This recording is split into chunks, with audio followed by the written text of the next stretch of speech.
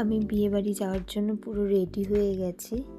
আর একটা লেহেঙ্গা পরেছিলাম বিয়ের দিন রাতে। তো অবশ্যই জানিও কেমন লাগছে। আর এই যে মেয়েও প্রায় রেডি হয়ে গেছে, মেয়েও লেহেঙ্গা পরেছে। তো আমাদের দুজনকে যে সাজিয়েছে সে আমার সাথেই আছে। এই যে এত সুন্দর সাজানোর জন্য ক্রেডিট গোস টু পুনম। দারুণ সুন্দর সাজিয়েছ, থ্যাংক ইউ। তোমার পছন্দ হয়েছে এটাই বড় কথা। হ্যাঁ অবশ্যই অবশ্যই, খুব দারুণ পছন্দ, দারুণ। নেক্সট টাইম আবার ডাকবা। অবশ্যই। আর বিয়েবাড়িতে এসেই বোনের সাথে দেখা করতে এসেছি। বোন তো রেগে গেছে, অনেক দেরিতে এসেছি দেখে। আর বোনকে দেখেই দেখো এত মিষ্টি লাগছে, ওকে বিয়ের দিন ভীষণ সুন্দর সাজিয়েছিল।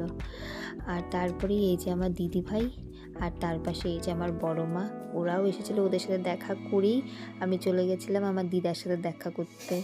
আমার দিদার সাথে অনেক দিন পর আমার দেখা হলো। তারপরে এই দেখো জামাই শাশুড়ির জুটি। আর এরপরেই বোনকে নিয়ে যাচ্ছিল মালা বদলের জন্য। শুভদৃষ্টি মালা বদল হবে। প্রথমে 7 পাক ঘুরবে, 7 পাক ঘুরে তারপর শুভদৃষ্টি হবে, তারপরেই মালা বদল হবে। আর এই ক্যামেরাম্যানগুলোর অত্যাচারের জন্য না কিছু ফটো ভিডিও কিছুই করা সম্ভব না কোথাও। সব জায়গাতে এরা মাঝখানে সবার সামনে ঢুকে যাবে। বিশেষ করে তুমি যেখানে ফটো তুলবে তার সামনে গিয়েও ফটো তুলবে। মানে তুমি যদি কোনো একটা জায়গাও খুঁজে পাও, বার করো যে না এই জায়গাটা ফাঁকা আছে, এখানে গিয়ে একটু আমি ফটো বা ভিডিও করি, তাহলে তারা কি করবে, তার সামনেই চলে যাবে, সামনে চলে গিয়ে তার সামনে ভিডিও করতে থাকবে। এতটা রাগ ওঠে না তখন যে কি বলবো।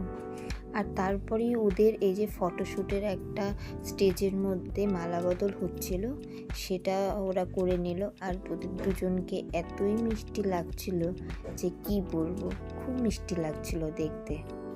আমি তো তোমাদের প্যান্ডেলটার ভিডিও দেখাইনি। আসলে কি বলো তো, আমি না প্যান্ডেলটার ভিডিও করতেই ভুলে গেছিলাম। পরে আমার মেয়ে দেখো কি সুন্দর প্যান্ডেলের ভিডিওটা করেছে, আর আমি এটাকে অ্যাড করে নিয়েছি। ভীষণ ভালো করেছিল প্যান্ডেলটা, আর অনেকটা স্পেস জুড়ে প্যান্ডেলটা করেছিল।